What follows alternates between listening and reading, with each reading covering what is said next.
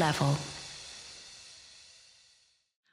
Elias, the Dogist. And now I feel like, as you just said, that we are between two ferns, which is now two dogs, which if you can see in the studio, hey, come here. So this is Charlie, and you are the special. Come here, ham sandwich. Hammy, come here. Ham! Oh, come here. You're getting camera shy now. This is Ham. Ham is a pit bull bulldog mix, and she is loads of personality. Charlie, everyone like coins like the Disney dog. I would have loved to have your dog here, but then I think that would have been madness. Yeah, that would have been chaos, and who knows like what would happen. Roll the dice. I don't know. How did you get into being the Dogist? And literally you have one of the biggest you just became like TikTok. How? What? Just taking photos of dogs. Well, I think I was always a Dogist growing up. I always had an affinity towards dogs, and I had my own dogs, and I didn't know how to. Like, being a dog photographer wasn't a thing back then. It wasn't on the list in kindergarten, right? And both my parents were physicians. So fast forward to being let go from my marketing job in New York City in 2012, 2013. I just was. I'm so sorry. Yeah. Those are the background noises of ham sandwich, courtesy of my boyfriend. Shout out to Steve Isaacman, where he named her Ham Sandwich, and she sounds like a drowning hippo. I mean, she's like adorable and cute, but sometimes I guess she likes to talk and interrupt. So just in case you hear anything, I'm guessing she stole a ham sandwich once and then got the name. I'm just guessing. There's got to be some story. I feel like he likes to just name things. Like, he wanted to have a cat named Gas Station Sushi. So I don't know if that's like he's just eccentric. Like, he's an eccentric fellow. Like, he's a chemist. I'm madly in love with him, but I feel like he just loves like wild names. And I think like I love a good name. And I think like people on the street are like, wait, what's her name again? Yeah. Is it like Breakfast at Dawn or Breakfast at Tiffany's? Like, what's on the sandwich? Sunday brunch. So sorry, Ham interrupted and then I interrupted. So continue. So I was always a Dogist, and in 2013 I was let go from my job and was inspired by like Humans of New York and the Sartorialist, and thought, well, what if someone did that for dogs? And it was still seemed a bit wild of an idea at the time, but I was wild enough to try it. And it turns out I was onto something, because very quickly it got traction and got like picked up by media, Huffington Post and whatnot. And I was like, this is working. And I'm also not surprised, because everyone loves dogs and they want to. I was fixing a problem, because when you walk down the street, you wonder who are all these dogs. And I was helping solve the problem because I was telling their stories for them. Yeah. And there's something funny about having a dog feel like they know they're having their picture taken, right?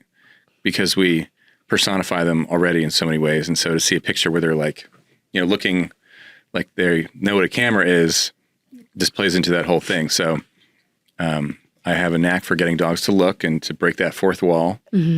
And I just have been doing it for 11 years now, and 50,000 dogs later, XYZ, I have a book, I have a show, I have a live show, I have a new YouTube show on dogs where I walk around with notable guests. I got to meet Jane Goodall. Oh my God, how was that? A week before she passed away. I was very fortunate that I got to meet her. Oh my God. I mean, it was a dream come true, because there are very few people like her. And she was a hero of mine. She's out there, or she was, her whole life was about helping people connect better with animals and with nature. And that's what I'm also kind of here to do, is to help people appreciate their dogs more and animals, and to not take things so seriously. We live in very seeming like serious times. Like, everything feels divisive, and like, I don't want to say the wrong thing. And dogs are kind of an antidote to that, right? Where they're a source of joy, and we connect with one another about our dogs. We agree that dogs are great. So what else is like that these days? I don't know. Yeah. Seems like every day we lose something new that's like fun. But not the dogs. The amount of things like canceled. Can't do Everything's that. canceled. Yeah. And then it becomes uncanceled again. And then you're like, wait, am I? Right. Yeah. Anyway. Yeah. Yeah, no, I'm definitely a nature. I grew up in nature. And I don't know if this was your experience growing up, but did you like one of my earliest memories of one of my childhood best friends, shout out to Nate Begnashki, he remembers, and he's now like, he's raising daughters, and now he sees like similar things of like his daughters love dogs because I would make a giant cardboard like cutout for my giant stuffed animal Puffy the dog, and like wrote books and like was that experience like, did you like, I don't know, make dog houses, or just like, because I didn't like, initially I didn't grow up with dogs, and I was like, I think I saw All Dogs Go to Heaven, and I was like, I want a dog. Like that was like it for me. And then I became the dog lady like at 5, You were and then I was like from the beginning. Yeah. No, definitely. I have an origin story, somewhat like What that. is your origin story? Tell me your origin story. I was a shy kid, and dogs are always there to listen to you and to just be there for you as a best friend. And so Ruby was my first dog. She was a black lab. Even before that, part of my origin story, which is in my book, is that my life was saved by a dog. The story goes that I was being babysat by my grandmother when I was maybe 2 or 3, and while my parents were out like looking for a house, and she went inside for 5 minutes to get a jacket, and when she came back outside, I was gone with her dog. Like her dog Oreo and I had wandered off, and we were lost, and so they thought the worst, and they called the police and the fire department, and within, I don't know, 20 minutes, half an hour, a landscaper saw me about to cross a big like road and saw that Oreo was keeping me out of the road. Like, so who knows what would have happened if Oreo weren't there? Maybe who knows whether I was following Oreo or a little bit of both, but that's the story. And so I always I was always part dog.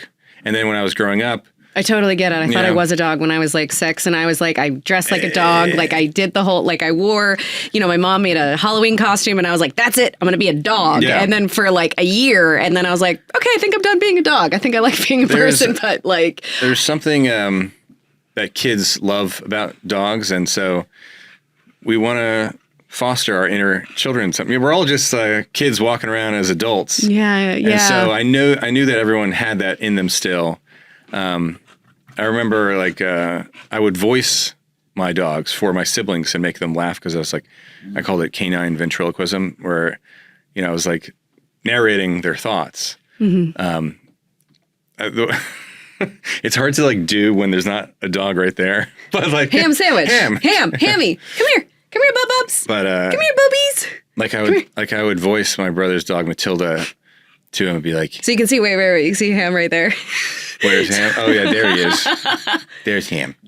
Hammy. Yeah. So no, he said, I'm gonna bite you later. I'm gonna bite you later. Not now. I'm gonna give it a few minutes, and then I'm gonna bite you. Okay? So it's always later. So see, she's laughing. So it's like there's a joy in dogs, even if you're making fun of them, right? Yeah, no, totally. So. Yeah, like, yeah, I think like God spelled backwards is, dog. I mean, there's something to that. I think that there's not a coincidence. Not a coincidence. Okay, so do you feel like, is that the place where you feel the safest is in nature? Like, it's like we're a part of nature. Do you feel like we've lost some of that, and that's why, we're in such a polarizing state? Like, I mean, I think there's so much to society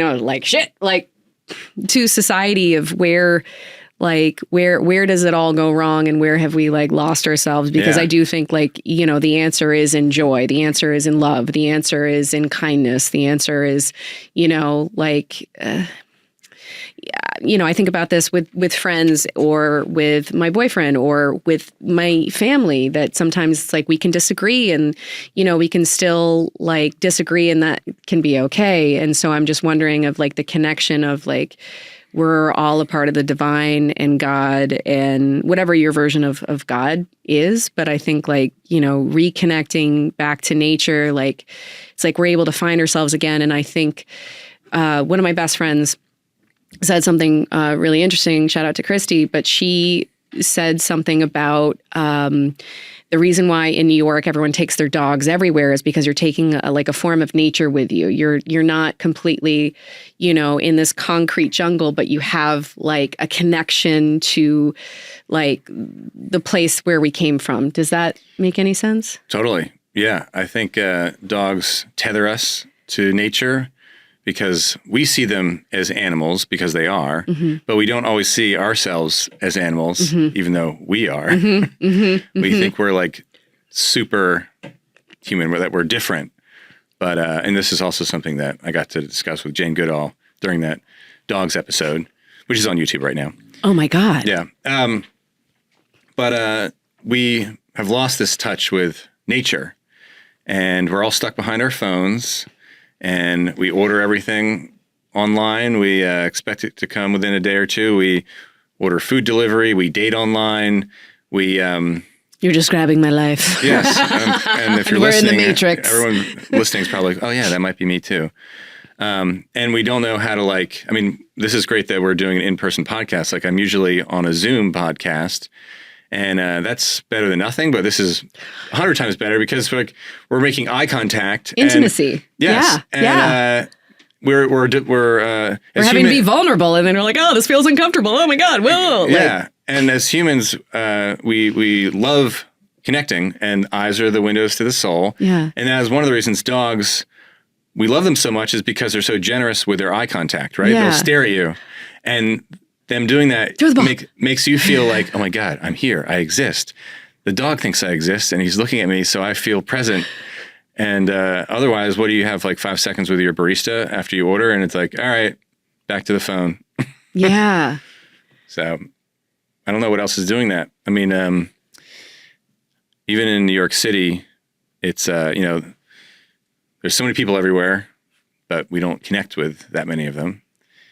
Like looking at someone is like either flirtatious or aggressive, right? You can feel it from across the room. Oh my God, yeah, definitely. Staring at you like, what do they want from me? Or if they're attractive, you'd be like, oh.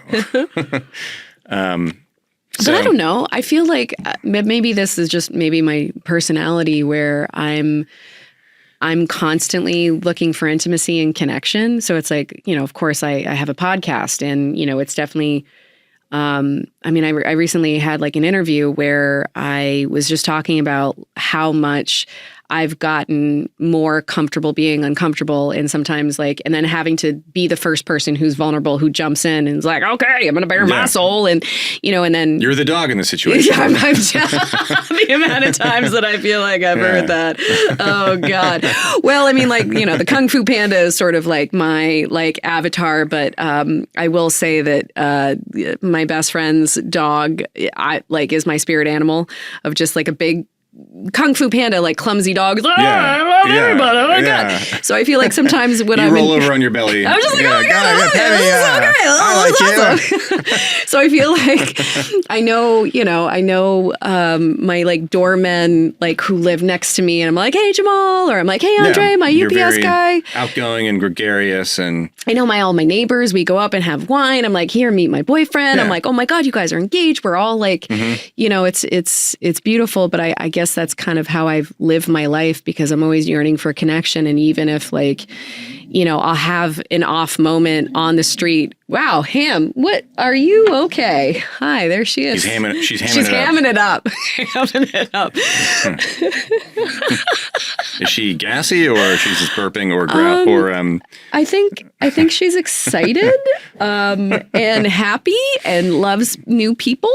Well, I wish I brought my dog treats. I'm wearing the wrong pants. I'm wearing my off-duty pants. But yeah, I find that I think connecting with nature, I think grounding your feet and touching a tree, I talk to trees. I'm like, thank you, tree, even though they can't really communicate. I feel like and that just might, apparently, I guess, like when they listen to classical music, they can like hear that and like thrive. And if you talk to, these beings, they can feel it. And so I feel like animals can definitely, feel that as well. Do you think that, and I've talked about this with my best friends, where animals are a reflection of us, so I can see like a lot of my boyfriend in Ham Sandwich, and also I can see a lot of myself in Charlie. And then obviously like sometimes now it's like lives are merging, and then I'll see more of myself in Ham Sandwich. Or like, do you think that do you see when you're taking these photos, like what's the biggest revelation of,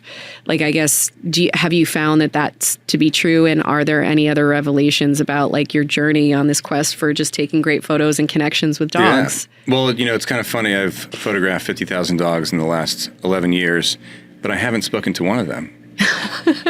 Not one of them has said a single word. Yeah. So it's the people, that I'm speaking to, and it's their stories about their dogs. Obviously, the dogs are the subject, but dogs are one of the few things people will open up about. And oftentimes it's like it's a starting point, and they'll share something about themselves personally. But, when you're put on the spot and I'm like interviewing you, I know this is your podcast, but if someone were to do it on the street, you'd be like, what is it for? I don't know. I don't want to share. Maybe you would. I don't know. But you know what? I kind of. You're an open book. Yeah, I guess I am. Normally, like, I guess like somebody asked me on the street, they were like, if you could. This was a question. They're like, if you could marry any animal, what would you marry? And I said, a human. Good answer. They weren't expecting that, I'm sure. No, they're like, oh shit. She got it right. Yeah. So they like rigged out. Well, your first thought was turtle, but then you're like, wait a second. Turtle. I love turtles. Yeah. See?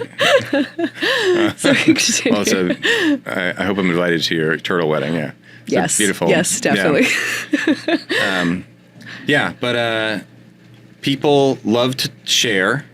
It's not like people, we assume everyone is like cold and like, oh, they don't want to talk, or I don't know them. But if people want to share and they want to talk and they want to engage with people, and so dogs are a great way to do that. And if you're walking a dog on the street, you're kind of asking for attention in a good way. It's like you don't mind if someone else's dogs meet your dog, and then you strike up a conversation. All of a sudden, like, you're connecting with people. The one I say recently is, before you get a dog, you know your neighbor. And after you get a dog, you know your neighborhood. There's like this, they force you to socialize, and they force you to get out of your comfort zone. And connect with nature, because they have to, like, sometimes they need the grass, you need the trees, they need, and they got to do their business. Yeah. Unless you want them going in the house. Yeah. No. So they go outside and sniff around, and then you're outside sniffing around or meeting people, and fresh air and vitamin D, and it's a good thing for us, because otherwise we're just going to become, I don't know, amoebas, robots. Yeah. We're getting closer. Yeah. And do you think that that's like helped you in your life? Like that's like other than a dog saving your life? Oh yeah. Well, I can't imagine I would have met so many people and made so many amazing connections and created a project that I think it's touched a lot of people. It's informative, it's humorous, it's sometimes sad, it's a reflection of us. As you're saying, like, dogs are a reflection of us. Another quote I like to say is, dogs are not our whole lives, but they make our lives whole. So they like complete us, and they're a reflection of us, and they have a lot of the same emotions that we have: happiness, sadness, curiosity. Yeah. And they express it so freely, and we sometimes have trouble expressing it because we feel like we'd be judged for doing so.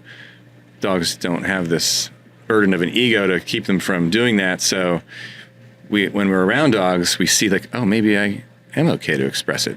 He's getting away with it fine. Like, I can do it too. And next thing you know, we're getting it off our chest. We are talking. We're being silly. So, and do you feel like that's been a part of your journey of like, that you feel more safe and more like, has that been the evolution of your evolving emotions? Or do you think that that's just like as a whole in general of like the journey? So it's like you watch like, I don't know, like Jack Nicholson and, As Good as It Gets. And he's like, this dog. And then he like suddenly starts opening up his heart. I am Jack Nicholson in As Good as It Gets. You got me. I mean, like, it's Johnny. He was a wild character. I don't see that for you at all, but I did see the evolution. That movie could not be made today, I'm sure. There's a lot of... Yeah, he was a racist. He was very much against everyone. He was a hater of everyone. He was a real prick. He was a real jackhead. But the dog softened him up. The dog did soften him up, and like of his neighbor who was also gay, who he like felt uncomfortable. Greg Kinnear, who he felt really uncomfortable about, and then they became friends and had to get over their own stuff because of it, and his own biases and his own judgments, and because he felt. Probably like he felt safe in his own world, so he didn't want anyone else to enter his world. Yes. And when the dog was forced upon him, he was like, now I have to care for something. Now I have to love something. And now like, okay, well, I can start with a dog. And maybe if I could start with a dog, then like, love can expand outward, which is what happened. Then he had friendship and then he had actual love, so it was sort of like, he was very limited in all these ways, and it like changed his perspective and changed his heart because this dog cared for him and he cared for it, and it's like so beautiful. And then because his owner was like Adele or something, I think was the name. So do you think that has been the... Yeah, it's a great story. Even the Grinch had a dog, right? Yes. And it's true, like whatever version of yourself you were, with a dog, it's like an enhanced, better evolution of yourself. I've heard people say that a dog activates or opens up a new chamber of your heart that you didn't know was there before. And so you don't know what it is, but it's going to happen if you get a dog. And it will make you more patient and loving and caring and disciplined and present. All good things. Yeah. Obviously, a dog is a huge responsibility, and they can chew your stuff. That might be a little annoying, but it's a lesson that you'll learn that your things don't matter. Yeah. It's the people you surround yourself with, the animals you surround yourself with, all the moments you have with them. Yeah. And did you learn anything from Jane Goodall? Like, what was the takeaways from having, spending, I guess, like the last few days? I know. Well, I'm so glad that, she was working till the very end about her mission to connect with animals and to educate people about how important that is in helping care about the world. And she told me, like, we are in dark times, and connection with animals and dogs provides a sense of hope. And without hope, we're doomed. So it's always important to provide people with hope and a feeling like there's a light in the world. That's not the way it feels when you scroll on Instagram. Sometimes it feels like hopeless, like, oh my God. I mean, everyone has their own algorithm. But I just get the sense that a lot of what people are experiencing is like, well, what's the point? Or like, every day is a new dilemma or something bad that happens. And so we need the things that give us hope so that we build things and connect with one another and continue this world. Yeah. And so this dog will change your life. How, so other than, okay, saved your life, it reflects back of like, you feel free to express yourself because, like animals they don't have ego. They're just like, there, and they're just always so happy. They're not judging you, and they're just unconditional love. Kind of like God, like it's like, or the higher self of like, well, there's something divine and about animals. Godly, however you define God. But dogs are here for a reason, and we created dogs. You know, dogs don't. There's no such thing as like wild pugs in like the jungles of XYZ. We made them. GMO dogs. Yeah, exactly. So they're a gift. Dogs are a privilege, and they want to be in our lives, and we obviously love that they're in our lives, and so that's something to. I think it is. There's a spark there. There's like a divine something. There's something special. I call it happiness when the dog does something funny and everyone's laughing, or you get to meet someone new because your dog, like, and it's not like your dog isn't necessarily intentionally, making your life better as like a life coach, but there's just this, I don't know what you call it, like a spark. There's just something that manifests when you have a dog that we have to give them credit for. Yeah. Do you, when I think about like horse therapy and equine therapy, horses are, because they're prey animals, they can feel energy. They can literally, like, if you're, if your energy is like this and feeling like you're like going through a bad day, the horse will reflect It'll that. sense, It'll sense that. It'll sense like, I don't feel safe. Intuitive. There was a moment I was filming something and I was, having a fight with someone and I was just like feeling really frustrated. And I was like, and then the horse was like, I don't want to be near you. And I'm like, I'm sorry. I'm so sorry. I'm sorry. I'm sorry. You like, and I was like, the horse was like, and I'm like, no, it's okay. Come here. And the horse was like, are you sure? I'm like, I promise I won't do it again. I respect you. And I was like talking the way that I would with a human. And the horse is like, okay. And then like comes, and then I'm like, yeah. And then the horse like, and the amount of times that's happened to me, even with deer, wild deer, like you can communicate with animals. Like so you're Dr. Doolittle.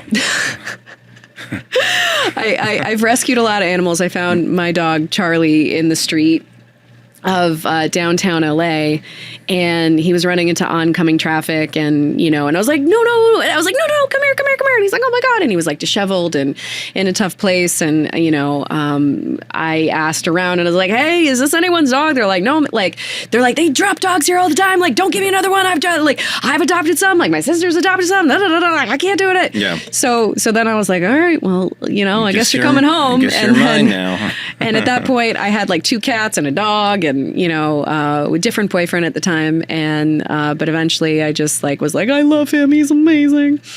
And so I've had him for he's 14, so he's I've had him for 13 years. Wow. And Ham Sandwich is also a rescue. Like I think she was like living like tied up to like a tree or something, or a backyard where just never just saw concrete, was in like really rough shape, and like abused, or and she's that's Ham. she's Yeah, she's a ham. so like she's great. So they're both rescues, and they're magic, but Yeah, you want attention. That's all. You want attention. Yeah. I don't have a treat for you. Sorry. what has been the craziest story that you've heard, I guess, about the journey of a dog when, you meet all these different people? I'm sure you probably get to hear all these crazy stories. Yeah. Or like, what's the most like uplifting story and bringing joy of like the, metamorphosis or something? Yeah. There's a lot of like rescue stories like that. That's Ham. Let's see. Like I helped a dog come from China who was found like as a stray. She was like a Bedlington Terrier, and she had like a hind leg deformity. Her name was Bella, and I helped transport her from LA to New York to be adopted. But it was like this very inspiring thing watching this dog that was like all feeble and had no reason to trust anyone, or to not be scared, to forgive people and to be resilient, and be motivated to, like, she got wheels to help her walk around, and it was just, dogs don't have this thought that we have of like, what if I fail? right? They just Self-conscious. Yeah. yes, they don't have this inner dialogue of talking yourself down, or like, you're sometimes your own worst enemy, right? And so watching this dog just be like, that was my old life, this is my new life, and it's amazing. And I'm happy now, and I don't care that I have wheels and my legs don't work. Like, I'm here, and I want to be happy now, and so be it. Yeah. And so I don't know. That's obviously, like, how could that not be inspiring? Yeah. We all have our struggles and our things we go through, and we sometimes will wallow in that and sort of hang on to it and have that be our story, like we're a victim, or we got a bad shake at life. And dogs don't do that. They don't like sit around and be. I mean, obviously, there are lots of dogs who have experienced trauma and are traumatized, but even they're not defined by their past. Like it's amazing with enough patience and work with a good trainer. Like, it's like, oh my God, it's a totally new dog. You know? And so there's countless stories I've experienced over the years of like transformation. And it's because I think dogs have this resilience that we aspire to, this willingness to live in the present, partially probably because that's what their brains are capable of. Yeah. But they don't let the past totally dictate the future. Yeah. Yeah. That is so beautiful. I was literally, so I follow, like, I've rescued a few dogs, and I will put them with a trainer because I would see all these dogs that would get euthanized, and it was like really horrible to see, in LA, they'll just have like, kill shelters. And so, you try to rehabilitate them, but they're like literally like, okay, great. Like, like they were one step away from being killed, and now they're like, oh, I'm just so happy to be here. And this is so amazing. And how great is this? And like, you'll see stories of their faces completely ripped off, where there was this dog that like literally was being eaten away, like, or you see, or their snout is cut off, or like injury. Half of their face is cut off, like, and you're like, how the heck did that happen? And then they're resilient. They're like, okay, well, life is good, or and they're like not. They don't judge themselves, and the other dogs don't judge them, and they don't see themselves as like, well, I could have been a different dog if it weren't for what happened to me. They just run in and sniff butts like they were going to anyway, like. And like none of the other dogs judge them like at all. Like if you do notice, like you literally like dogs with wheels or, whatever it is, they're all just welcoming. Like, oh, hey, it's a new dog to, sniff and play with. Like, oh, that's so great. I met a dog named Cheeto once in San Francisco at like a lake. And I was like, wait a second, this dog has no eyes. He was eyeless. Wow. Retriever. And he could go fetch a ball based on where he heard it splash in the water. So it's like, here's a dog that like doesn't care. He's like, okay, I'm gonna swim around. I got a ball to get. Are you gonna throw the ball? Are you gonna throw it? I can hear it. Don't throw it too far because I need to hear it splash. But are you gonna throw it? Okay, good.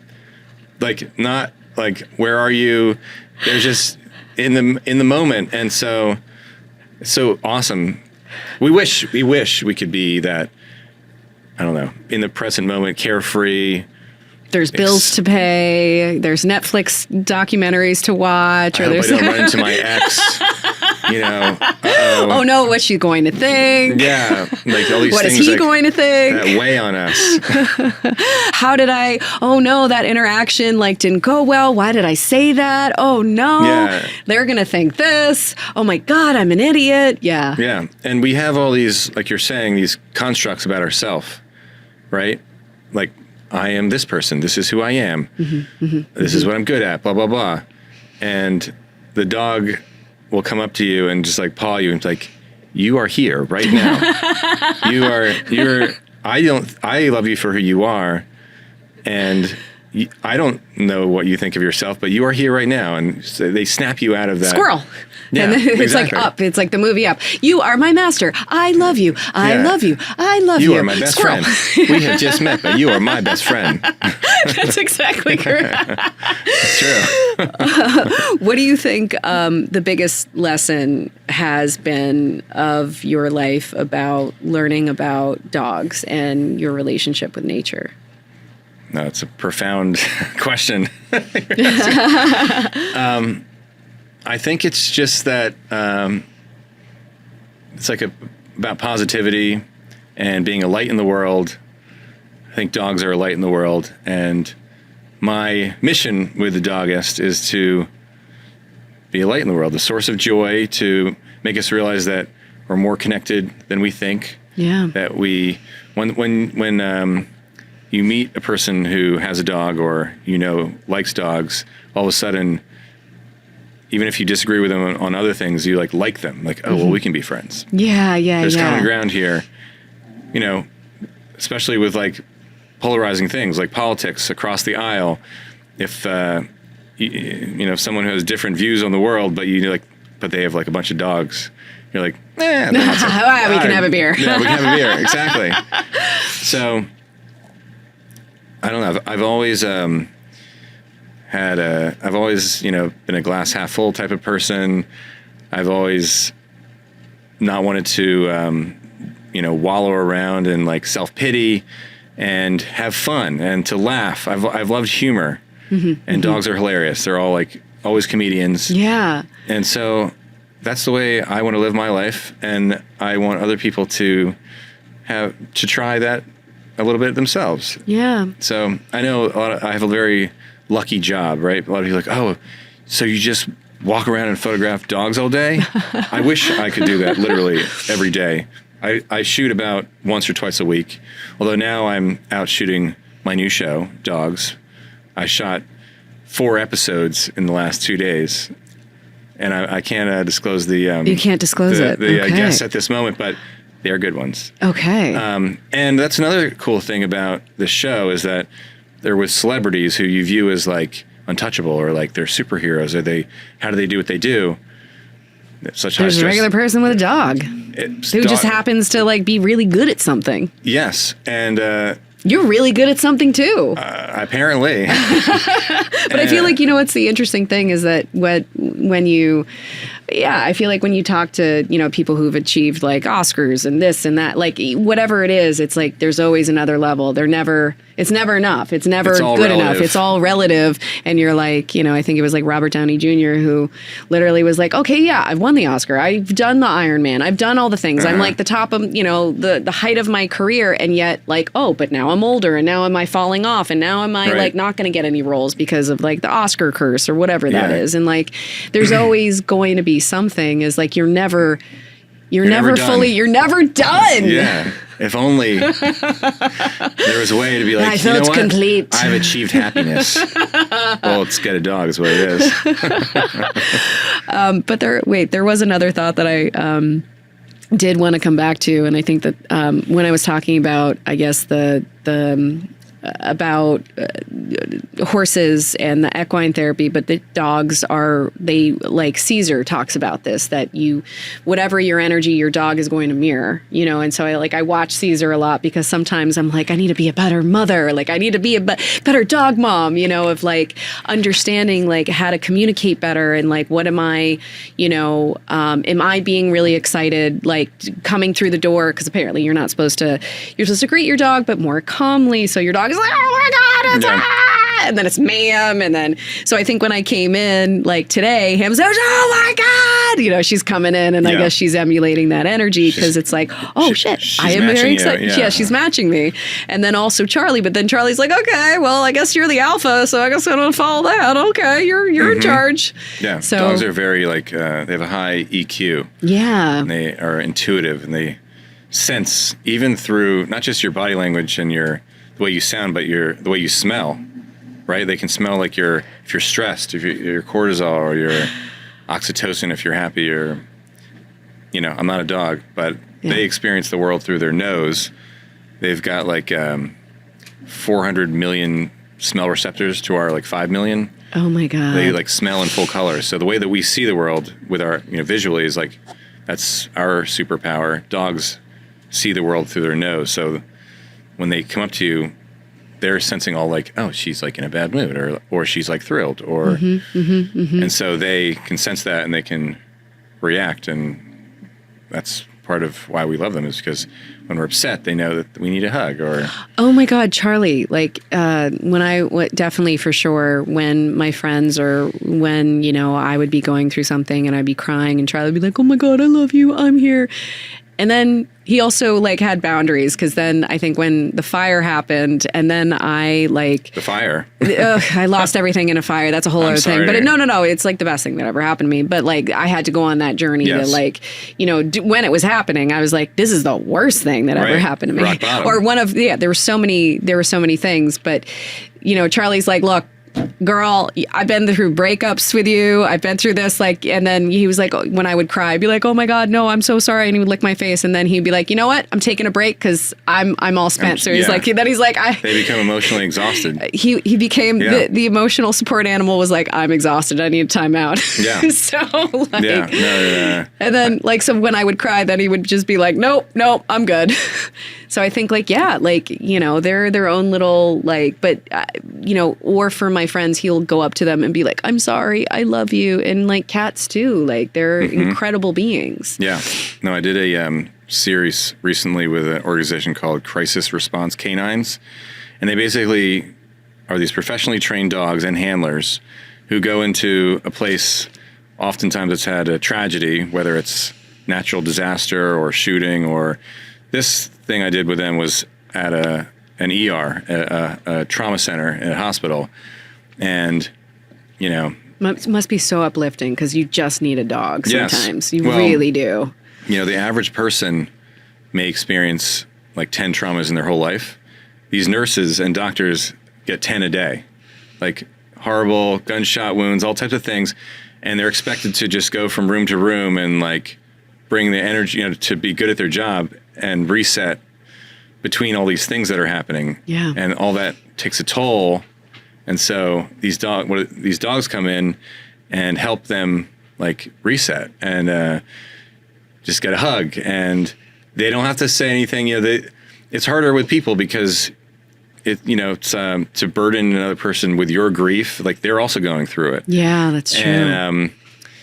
And there's a stigma around it. It's like, I'm not okay right now. But there's something about it. If the dog is there, you don't have to say anything. The dog doesn't have to say anything. You can just let go and give the dog a hug, and the dog is going to keep your secrets, and you can say anything you want, and they won't judge you. And so there's not much like that. I mean, some people like to listen to music. That's great. Yeah. But, or go for a walk or take a vacation. But sometimes the dog is the best thing you have right at the moment. And so it's a bummer they got rid of like support, like, dogs on planes, because I kind of, like then it just got on planes. Yeah, I mean, like support your support, right? Your support animal. The emotional support animal. That's what I meant. And but sometimes I think it started getting out of control. Where it's like a kangaroo or an alligator, or like I don't know, emotional support lizard, or a pig. Listen, parrot, he loves me. You just don't understand. But dogs, I think like they're. Dogs are amazing creatures. And so how has this like journey been, and how was that like from just, taking these photographs, and then you're having these probably incredible conversations and meeting people, and then I'm sure like when you're taking a photo, and then they're like, oh, because that's always like when I'm walking down the street, like people always want to talk to Ham Sandwich or Charlie. They're like, oh my God, I love your like there's always somebody who wants to say hi. So how so when you're having this journey of like connecting with all these different stories, and what was that experience in growth for you? And did that feel kind of scary because now you're out of your element to a certain degree? And did that push you forward to have more intimacy? Yeah, well, I think the beginning of the project, I thought of it as a bit of a joke, right? Like, what if someone took pictures of dogs? And made them. So sort of like a bit. You started out as a bit. Like a spin-off of the Sartorialist, the Dogist, right? Or Humans of New York. Like, it was a bit silly, but somewhat quickly I realized that it wasn't just a joke, right? Like, I remember I ran into a dog named Pudding in Tompkins Square Park, right around the corner. And she had like scars on her face. She was like a pit bull. And I don't know exactly what her story was, but her owner said that she was like a victim of breeding abuse. And so all of a sudden I was like, this is not just a joke. There can be like profound stories and like beautiful things, even if they're sad. And so it sort of like expanded my purpose of what I was doing, and the project became more profound, and like I could do serious things and visit shelters. You know, it's like there's nothing glamorous about going to a city municipal shelter and like seeing all these faces, and it's like smells and it's loud, and it's not like most of my days are a walk in the park, literally, and but some days are a dose of reality, and it's important to do that because all dogs deserve a home, and obviously we were talking about overpopulation around the country. It's a thing, especially down south, and a lot of these organizations have to do what's called space-based euthanasia because there's only so much room in a shelter. It's horrible.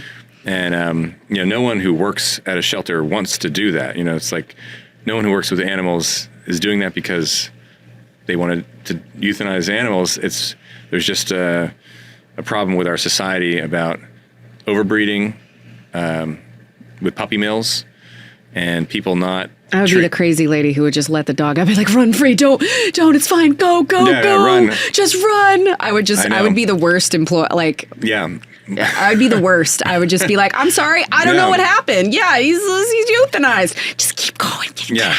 Right. Make a run for it. Right. Well, but I would rescue as many as I can, which is like what I've been doing. Where it's it's a very complicated thing, obviously. It's like, honestly, and it's very I spent emotional. like $10,000, like, because I'm like, okay, how can I properly rescue these animals? Because, you see it on all these, shelter stories, and then, they're like, please help us and like try to fund this, try to like help us. And, and some people try to foster, but I have a little dog who pit bulls don't always, they want to eat him sometimes. So then I would be like, okay, well, let me try to foster. But then the dog that I wanted to rescue, immediately she was like, and she was a big 80-pound, pit, but beautiful, like a lab pit, like so some sweet. Dogs can be territorial. Very territorial. Yeah. So then I was like, okay, this is, I think I need to get her with a trainer. So I wanted to rescue her because she was like, she basically was going to be euthanized. And then I found a trainer, and then we found her a home. And then I was like, oh, I think I can do this. And so I started doing that. But then it was like a lot of money to, have the dog be properly trained. Cause I'm like, I want to give the dogs like the best chance possible of finding the best home, because sometimes it's like you have them with a foster, and then they're like, I can't take it, like this is too much for me. And and then these dogs, like, who are all great dogs, like they just they don't get a fair shake. But it's like, it's hard. I've tried to do, I'm reposting or trying to like, create awareness, and I'm doing what I can. And then, and then I'm like, I don't know what to do. And it's like, how, are you helping like with organizations? I'm sure like. Yeah. I mean, I'm doing what I can as well. And I have a platform. And so I have a duty to use it for not just the dogs that I have figured it out that I get to meet on the street, but the dogs who need help figuring it out.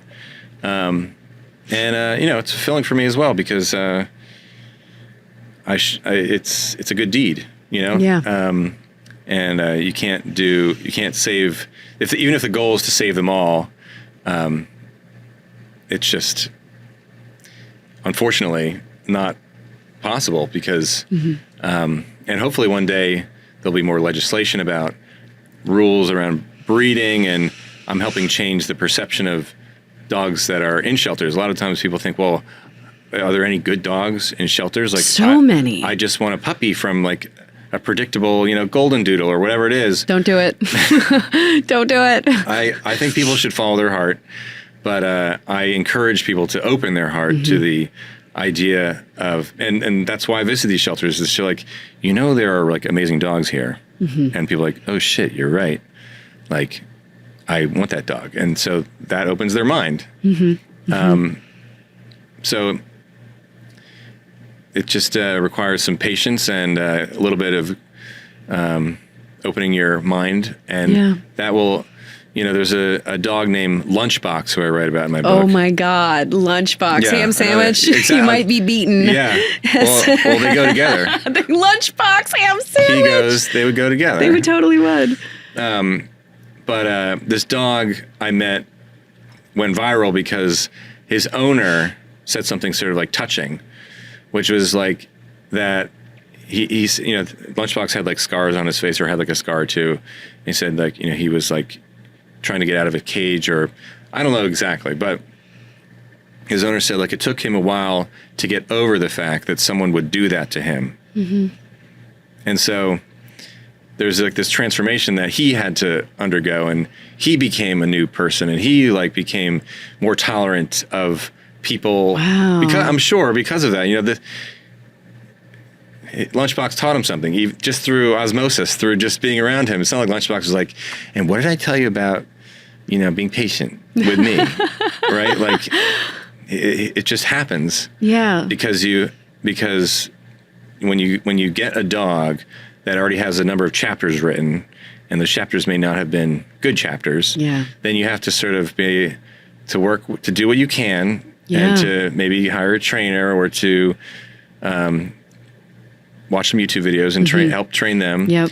And next thing you know, you got the best dog in the world, and you went through something together, and you saved their life. Yeah. So, I mean, I guess that's like, it's the expansion of love, that I just go back to the Jack Nicholson thing of like, he felt very safe, in this place. And then, animals can expand your heart, and be like, oh, this unconditional love. And then you're like, exactly to your point of, I think like finding like you continue to expand, but then like, the patience that requires for dogs, especially, they're coming with like their own personalities or a lot of energy, and it has to help you grow. And so then in the same way that's going to help you grow, have better relationships with humans, and, help you human better. Yeah. Help you human better. Yeah. And there's always something unexpected. People will say, oh, I want a dog that I know exactly what I'm getting. Right. And that's where, you get people who get a breed, like, oh, I just, and there's nothing, I'm not trying to shame people who love breed. You say, oh, well, I really like Vizslas because I think they're perfect dogs, right? So you go and you spend some time researching a breeder, and you get a Vizsla puppy, and it's adorable. But then what if they don't feel this imaginary dog that you had in your mind? Like, that's not what I expected, or the dog is scared, or if you're if you're a runner and you want the dog to run with you, well, he doesn't want to do that. Mm-hmm. And so having this expectation, and then have this realization that it's like, I can't predict the world in every way. And I can't expect a dog to just fulfill every one of my wishes. They're their own person too. Mm-hmm. Same as people. Yeah, it's sort of like the idea that we can impose on each other, like for relationships or whatever, the ideas of we can get lost in the sauce of just like, oh, the idea of you. But no, you have to like, with your friends, with your lovers or, partners, it's just like, or family, like you're like, oh, I definitely feel like even with my parents where I'm like, oh, this is the idea of seeing the movies that I grew up with. Like this is the, but romanticized. Like exactly. And then you have to kind of accept like your parents and their, their flaws and their beauty and all of it for who they are, and don't expect them to be something, that they're not, And so I think that's like, I don't know, like basically you're just saying, hey, this is like, this is a way to have more love in your life and expand your consciousness and expand your love of having better relationships with each other, which is like a beautiful notion. Yeah. We're only here for a short time, depending on how you think about it. I was like short and long. It's short and long, but what makes it long is having these experiences, right? Yes. Having new things, going to sniff new butts, so to say, to meet new people, to go on an adventure, to take your dog to the ramble in Central Park, to like those are the things that make your life interesting and feel longer versus doing the same thing every day. Yeah. That's what compresses time. Yeah. So you need to, so your dog helps us have good habits and to love one another more. You know, your dog isn't like walking by people and saying, I don't want to talk to them. They're thinking, who are you? Who are you? Who are you? And you're cool. Well, all those, you're cool, right. Fuck you. Yeah, right. Well, some dogs, some dogs are scared of like people, you know. Yeah, sometimes that happens. Some dogs are scared of men, like maybe because I have a beard or whatever it is. They are spooked by something. Yeah. And it may not be, it's just kind of funny. But generally, dogs lead with trust. Yeah. They don't lead with this negative. And even if they do, you can train that. You can work with them. Yeah. And they can become more trusting. And it's just cool to see. Yeah. And are there like what would you say? So this dog will change your life. Mm-hmm. What would you say is like? Oh my God! That's me. That's your dog. And that's my dog Edge. That's the Edge. All dogs have lisps. Oh my God, I love it. I love it. Oh my God, what a beauty. He? Is it he? She. She's so beautiful. She is. I think, you know, she's a rescue from Texas. I got her during the pandemic. I think she must have been a result of the Game of Thrones direwolf trend. Oh. Where a bunch of people were like, you know, kids like, I want a direwolf. And so then the breeders will be like, oh, let's make ones that look like that then. Mm-hmm. And then, you know, I'm glad that I have Elsa, but I don't know exactly her backstory. She hasn't told me yet. Yeah. We can just use our imaginations. And before we leave, what would you say is like the biggest, like, life-changing thing, like that you would take away from your book? I think that. Well, it's sort of the title. It's like dogs make us better people. Yeah. That just by inviting them into our lives and being around them, that we have this metamorphosis, this new version of ourselves, which just about is always a better version of yourself. And these days, what is doing that for you? It's not the internet.